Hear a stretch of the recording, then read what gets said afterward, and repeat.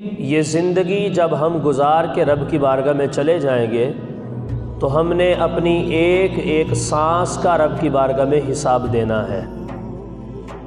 صرف ان لمحات کا ہم نے حساب نہیں دینا کہ جن کو ہم نے اللہ اور اللہ کے رسول کی اطاعت کے مطابق گزارا ہے۔ اس کے علاوہ ہم نے جہاں پر بھی وقت صرف کیا ہوگا، جہاں پر بھی سانسوں کو خرچ کیا ہوگا، اپنی قوت کو، اپنی استطاعت کو اور اپنی طاقت کو جہاں پر بھی صرف کیا ہوگا، ہم نے ایک ایک بات کا، ایک ایک لمحے کا اور اپنے کیے ہوئے ایک ایک واعظ کا اور اپنی زبان سے نکالے ہوئے ایک ایک جملے کا اللہ رب العزت کو حساب دینا ہے اور اس نے ہم سے حساب لینا ہے۔ تو اس سے بچنے کا صرف اور صرف ایک ہی راستہ ہے، اور وہ یہ ہے کہ اللہ اور اللہ کے رسول کی اطاعت کی جائے۔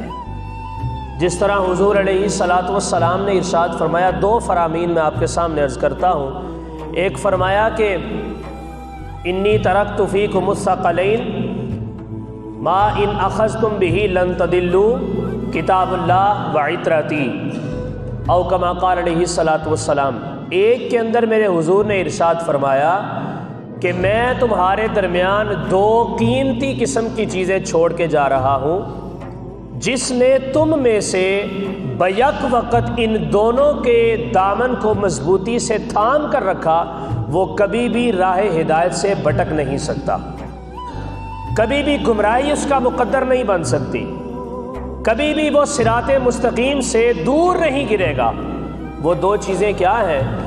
حضور خاتم النبیین جان عالم صلی اللہ علیہ وسلم نے ارشاد فرمایا، ایک اس میں سے اللہ رب العزت کی کتاب ہے اور دوسری میرے اہل بیت اطہار ہیں، میری عطرت ہے، میری اولاد ہے۔ ایک تو یہ فرمان۔ دوسرا فرمان میرے آقا علیہ الصلاۃ والسلام نے ایک اور جگہ پر ارشاد فرمایا، علیکم بسنتی وسنت الخلفاء الراشدین، او کما قال علیہ الصلاۃ والسلام۔ آقا علیہ الصلاۃ والسلام نے ارشاد فرمایا، جس طرح تمہارے اوپر میری اطاعت اور میری پیروی کرنا لازم ہے، اسی طرح تمہارے اوپر میرے صحابہ کے نقش قدم کے اوپر چلنا بھی لازم ہے۔ علیکم بسنتی وسنت الخلفاء الراشدین وسنت خلفاء الراشدین، جس طرح تم نے میری پیروی کرنی ہے، ایسے ہی تم نے ان لوگوں کی بھی پیروی کرنی ہے جن کو میں نے اپنے بعد خلافت راشدہ کے منصب کے اوپر جلوہ فروز کیا ہے۔ اب یہ دو فرمان ہم نے پڑھے ہیں اور سمجھے ہیں، سیکھے ہیں۔ ایک تو یہ ہے کہ اللہ کے قرآن کو بھی نہیں چھوڑنا، اور دوسرا حضور کی آل پاک کو بھی نہیں چھوڑنا۔ اور دوسرا فرمان ہم نے ایک طرف یہ پڑھا کہ حضور نے فرمایا، تم نے میری اتباع بھی کرنی ہے، اور جیسے تمہارے اوپر میری اتباع کرنی لازم ہے، ایسے ہی میرے صحابہ کی اتباع کرنی بھی لازم ہے۔ اور آپ اس بات کو بخوبی جانتے ہیں، میرے رب نے قرآن کے اندر ارشاد فرمایا، من یطع الرسول فقد اطاع اللہ۔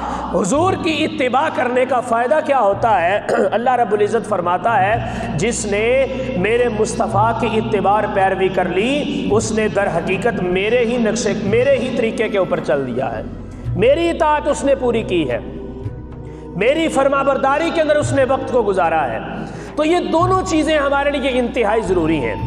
چونکہ دین اور اسلام اگر ہم نے سمجھنا ہے تو ہمیں ان تینوں چیزوں کو جا کے دیکھنا پڑے گا، ان کو سمجھنا پڑے گا، ان کی تعلیمات کو پرکھنا پڑے گا، پھر جا کے ہمیں پتہ چلے گا کہ اہل جنت کون ہیں اور اہل دوزخ کون ہیں۔